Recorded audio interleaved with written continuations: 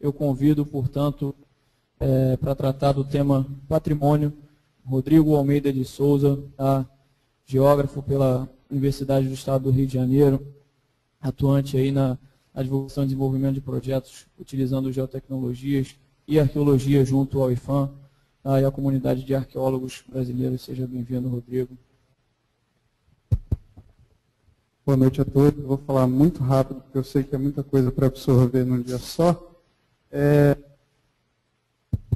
Primeiro, eu pedi desculpas à ausência da diretora, ela não pôde vir para uma reunião, mas aqui para mostrar para vocês o trabalho que a gente desenvolve. Não sou arqueólogo, sou geógrafo, então já me resguardo de falar besteiras arqueológicas aqui. Eu também não vou falar muito do aspecto técnico, eu vou mostrar muito mais questão política de você tomar como decisão para a instituição o uso de geotecnologias para a gestão de qualquer coisa. A gente viu nas outras apresentações a dificuldade, às vezes, que você encontra no setor público de tratar a geotecnologia nos seus quadros, de manter esses profissionais nos seus quadros e adotar isso como rotina. Diferente das outras apresentações que eu percebi que já existe uma rotina nessas instituições, no que diz respeito ao IPHAN, isso não é uma rotina. Isso é algo que a gente tem que tratar diariamente, não por convencimento, mas mesmo por demonstrar os resultados que isso pode trazer para a gestão do patrimônio arqueológico. E é isso que eu vou mostrar para vocês hoje, bem rápido. Esse é um quadro geral da arqueologia brasileira. Em termos de... Para chegar aqui, eu quero dizer que o nosso plano piloto foi o Rio de Janeiro. Então, o Rio de Janeiro hoje é o único IPHAN, a única superintendência do IPHAN que tem os dados de sítios arqueológicos totalmente georreferenciados dentro de uma base de dados confiável. Eu sei que já existem projetos em Santa Catarina, em algumas outras superintendências, utilizando o SIG, mas, em última instância, o plano piloto foi aqui, no Rio de Janeiro, e a base de dados está na superintendência, que tem sido utilizada para a gestão do patrimônio em muitos casos. É importante citar que a arqueologia e o patrimônio arqueológico ele tem uma natureza diferenciada, por exemplo, do tombamento, que precisa ter um estudo prévio, o registro de um patrimônio imaterial, que tem que ter um estudo prévio. O patrimônio arqueológico ele já é bem da União a partir do momento em que ele surge, em que ele é descoberto, em que você tropeça num caquinho de cerâmica, ele é parte do bem, ele é bem da União, protegido pelo IPHAN, por lei, e, portanto, tem que ser pesquisado e tem que ser salvaguardado. Isso gera muitos problemas, principalmente no âmbito do licenciamento ambiental. O licenciamento ambiental de diversas obras, principalmente obras de governo, como o PAC 2, por exemplo, a gente vê diariamente notícias nos jornais de que descobriu-se um sítio arqueológico não sei aonde e parou a construção da estrada tal que deveria estar pronta não sei quando. Isso acontece de verdade, isso chama-se arqueologia preventiva. A arqueologia tem que entrar anterior ao empreendimento, tem que ser feito todo um trabalho antes, e essa base de dados foi criada nesse sentido, para ajudar o IPHAN a melhorar a sua inserção no processo de licenciamento ambiental. Todas as ações que eu vou mostrar para vocês aqui hoje, em termos de geotecnologias dentro do IPHAN que estão sendo adotadas, não são ações pontuais, são ações que têm um futuro. A gente prevê que elas comecem a funcionar plenamente daqui a 5, 10 anos e não que saia um governo entre outro e a coisa toda mude, porque o que eu tenho percebido em todas as instituições, inclusive universidades por onde eu passei, eu tive oportunidade de trabalhar, é que falta continuidade nos projetos. Existe uma falta de cultura de continuidade nos projetos desenvolvidos utilizando geotecnologias, principalmente por conta da saída desses profissionais das instituições. Então, esse quadro, esse panorama, por exemplo, era um panorama que o IPHAN não tinha. E a partir dessa nossa técnica, dessa nossa equipe, a gente conseguiu desenhar esse mapa para eles e mostrar a importância de ter isso espacializado. Nesses últimos 5 anos, esses são os sítios arqueológicos que foram registrados no país. Não são todos, e esse aí a gente já começa a entrar no grande problema do registro de sítios arqueológicos no país. Poucos cursos de arqueologia, eles têm formação específica no uso de, por exemplo, GPS.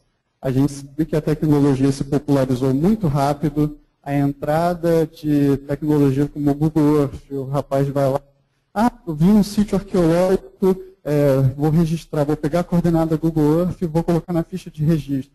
E a gente, como especialista, a gente sabe que isso é um problema. A gente está comprando um erro muito grande que a gente não sabe qual é. E quando a gente utiliza a ferramenta GPS também para capturar esse dado, sem ter uma problemática ou uma total gerenciamento, a gente recebe fichas de registro muitas vezes com números, sem datum, sem margem de erro, sem absolutamente nada, só números. E números que não dão perímetro, números de um ponto. Um sítio arqueológico não é um ponto, ele é um perímetro bem delimitado. O arqueólogo ele tem esse trabalho de delimitar o sítio. Então, a falta de formação específica do arqueólogo e a inserção da tecnologia de uma maneira muito mais fácil, muito mais rápida, criou um problema para os arqueólogos hoje, que é como lidar com um passivo de registros arqueológicos mal feitos do ponto de vista geográfico. Esses registros, então, eles têm uma qualidade de dado espacial muito baixa. A gente percebe que não existe uma normatização por conta do IPHAN para aquisição e produção do próprio IPHAN. O IPHAN não faz pesquisa, ele só tem um monopólio de autorização das pesquisas.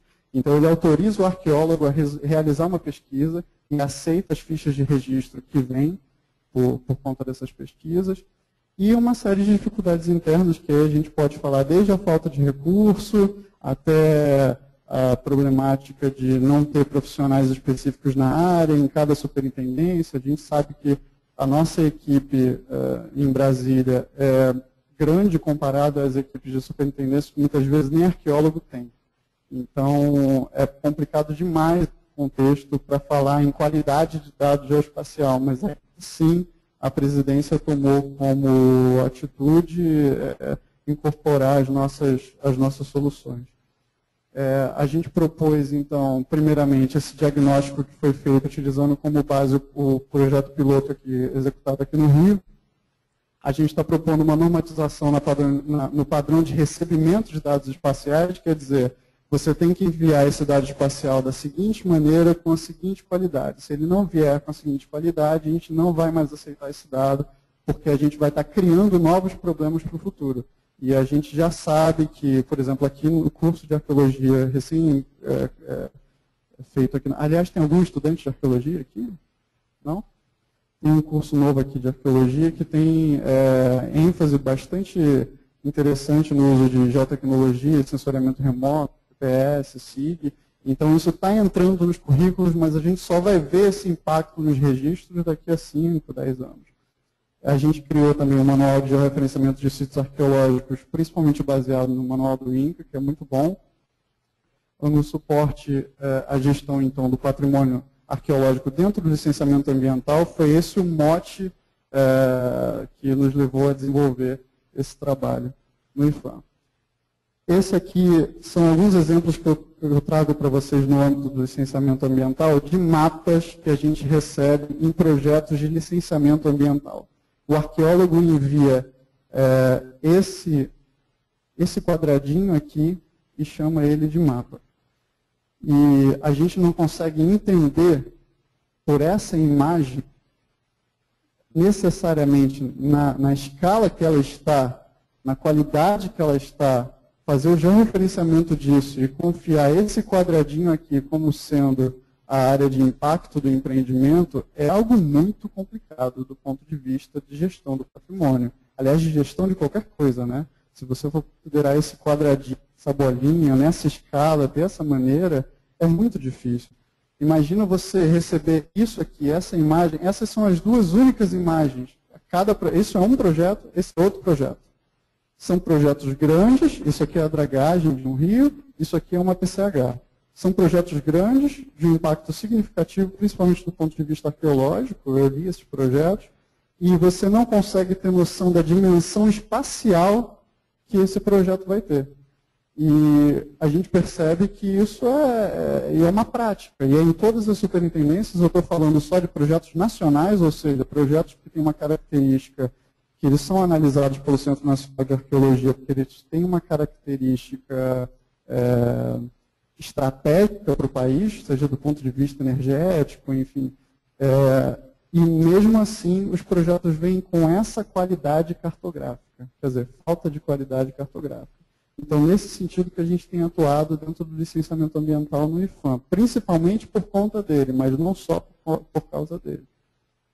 O manual de referenciamento, então, de sítios arqueológicos vem para tentar sanar essa dificuldade dos arqueólogos. A gente cria uma normativa, mas não ensina como fazer esse georreferenciamento. Então, a gente criou esse manual, que a gente fez também uma análise com os dados que a gente tem. Isso aqui é um quadradinho de um sítio arqueológico. Você vê, eu tenho uma zona, eu tenho números, mas eu não sei o datum, eu não sei a forma de aquisição, eu não sei a margem de erro e eu não sei o perímetro do sítio. Eu não posso usar esse dado. Eu não sei o que ele está me dizendo. Ele não tem um mínimo para fazer o georreferenciamento. Então, eu tenho que devolver essa ficha para o arqueólogo dizendo, você precisa me dar isso, isso e isso, para que eu considere isso como um dado espacial. A gente fez um levantamento, a resolução IBGE de 2005, que modificou o datum oficial brasileiro para os CIRGAs. A gente fez um levantamento de 2009 e 2013, quer dizer, 4 anos depois já dessa resolução. Nenhum sítio arqueológico tinha sido registrado com CIRGAs. A maioria dos arqueólogos utilizavam SAD 69. A gente não sabe exatamente o motivo, mas a gente acredita que seja falta de informação. Basicamente isso. Então, a gente está tentando trabalhar nesse fronte junto aos arqueólogos. No georreferenciamento de sítios arqueológicos e projetos de pesquisa, os sítios são os azulzinhos e os projetos de pesquisa são os vermelhos. Novamente, esses projetos de pesquisa são só os nacionais, os que têm caráter estratégico para o país, de algum ponto de vista adotado pelo governo. E, nesse caso, a gente pode ver que o patrimônio arqueológico está muito espaçado, ele tá muito disperso no território, assim como os projetos que têm sido desenvolvidos. Esses são só os nacionais. Imagina os projetos que acontecem, por exemplo, a gente tem esse dado aqui no estado do Rio de Janeiro, o estado do Rio de Janeiro inteiro é cortado por linhas de transmissão, novos PCHs, o Compet criou um bolo de projetos que veio no bojo deles, muito grandes. E isso tem um impacto no patrimônio arqueológico muito significativo. Então, a gente está propondo, na nova instrução normativa do licenciamento ambiental, que o patrimônio arqueológico tenha um caráter, porque ele tem que ser mais rápido, então o dado tem que vir com um pouco mais de precisão e muito mais rápido. Nesse sentido, que ele tenha, que a entrega dele seja no formato shapefile ou se entregue de maneira impressa, que ele venha nas normativas que o IPHAN está adotando para mapas impressos, para que a gente tenha uma cartográfica que possa ser georreferenciada com um mínimo de qualidade e precisão. A análise, então, desse patrimônio, ela está inserida antes da liberação da licença prévia. Quer dizer, antes do empreendimento ser viável ou não, a gente já sabe qual patrimônio está lá dentro. E esses sítios, então, têm que ser registrados com o datum oficial brasileiro, que até então tem sido, pelos nossos levantamentos, negligenciado pelos arqueólogos.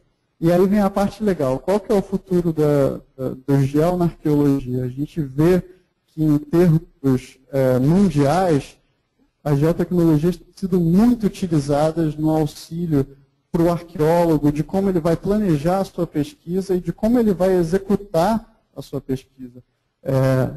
Que tem o aplicativo que o IPHAN, juntamente com a Prefeitura do Rio, lançou para patrimônio, que é um patrimônio georreferenciado, é só bem tombado nesse caso, não trata de sítio arqueológico, mas é um uso de geotecnologias bastante interessante para publicizar o patrimônio cultural brasileiro para a população. Esse é um estudo utilizando, se eu não me engano, imagem de satélite do infravermelho próximo, da banda do infravermelho próximo, onde a pesquisadora Sarah Parker, ela acredita que ela encontrou a antiga cidade de Tanis, no Egito, que é uma cidade que eles sempre acharam que estava perdida e acharam os destroços, e estão desenvolvendo diversas pesquisas nesse sentido, com levantamento não interventivo. E isso é muito interessante. Quer dizer, você não tem só a pesquisa, o levantamento da base de dados, mas você tem um levantamento não interventivo da base de dados, que é um problema da arqueologia brasileira hoje, que realiza escavações, muitas vezes sem sentido, sem um motivo, sem uma metodologia, escavar por escavar para ter material. Não é esse o caso. O caso aqui é um levantamento não interventivo utilizando imagem de satélite, que é algo muito recorrente, por exemplo, nos Estados Unidos, que o acesso à geotecnologia é muito mais fácil, muito mais barato, e aqui a gente vê poucos projetos nesse sentido. O nosso sistema está aqui montado, mostrado, a gente tem uma orientação do governo federal para todas as instituições da União de utilizar software livre a priori, não é fechado isso, mas a priori a gente utiliza o software livre para as nossas análises. E esse levantamento que eu trouxe de um outro trabalho que eu também já apresentei, eu acho interessante, foi de um congresso internacional de arqueologia que aconteceu em Florianópolis em 2011, um levantamento utilizando o LiDAR, onde os pesquisadores do México descobriram toda uma grande estrutura arqueológica debaixo, com pós-processamento de dados, quer dizer, eles passaram LiDAR numa determinada precisão, numa determinada área que eles achavam que tinha alguma coisa, fizeram um pós-processamento para cortar a copa das árvores e descobriram uma estrutura gigantesca embaixo. Então, quer dizer, você não precisa desmatar toda a área para descobrir o que tem embaixo. Você pode fazer isso utilizando essas tecnologias e muitas outras. A gente já sabe que isso já avançou muito. O caso de, por exemplo, utilizar isso para sítios arqueológicos monumentais, como, por exemplo, os sítios geoglifos, que estão sendo encontrados lá no Acre e na Amazônia por conta de desmatamentos, é possível que você não precise desmatar nada para encontrar esses sítios. A própria dimensão deles na imagem é suficiente, dependendo da resolução. Era isso que eu tinha para apresentar. Muito obrigado. Eu aceito perguntas.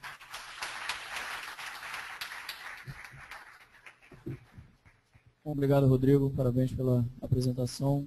Pessoal, para a gente encerrar as nossas atividades de hoje, então, nós vamos abrir para as perguntas presenciais e também online.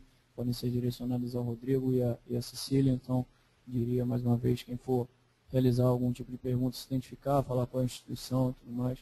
E tentar não se alongar muito para a gente poder dar oportunidade de outras pessoas participarem também. Alguém? Online tem alguém, Vitor? Nenhuma pergunta? Bom, já que não temos nenhuma pergunta, é uma situação rara aqui no evento, então agradeço a presença de todos, agradeço aos palestrantes, a participação de todos mais uma vez. Convido a todos a participarem também no dia de amanhã, um evento da Unigis, que vai ser desenvolvido aqui em parceria com o Abigis, ao longo do dia de amanhã também aqui no auditório também à distância. Então, mais uma vez, obrigado. Então, até logo, um abraço a todos.